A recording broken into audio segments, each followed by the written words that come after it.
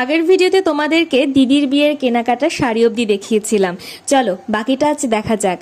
আগে একটা কথা বলে নিচ্ছি, দিদির জন্য নেওয়া লহরিটা সব থেকে বেশি পছন্দ হয়েছে আমাদের, সেটা কিন্তু ভিডিওর শেষে দেখাবো। প্রথমেই ছিল আমাদের বড় জামাইবাবুর বিয়ের পাঞ্জাবি। যেহেতু ধুতিটা মেরুন কালারের ছিল, তাই পাঞ্জাবিটা স্কিন কালারের মধ্যে নিয়েছিলাম। দুটোতেই কিন্তু সুতোর কাজ রয়েছে। এবার গয়নাগুলো দেখা যাক।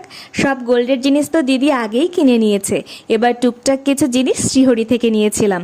প্রথমেই ছিল একজোড়া কঙ্কন, এরপর ছিল মাছ মোটিভের একজোড়া পলা বাঁধানো, হাতে একসঙ্গে পরলে খুব সুন্দর মানাবে। তারপর ছিল দারুণ ডিজাইনের একটা নথ, ছিলে কাটা ডিজাইনের একটা আমরেলা রিং। কোমর বন্ধনীটা একবার দেখো, পুরো সাবেকি নকশা। আমার তো মনে হচ্ছিল গলায় পরলে আরও বেশি ভালো লাগবে।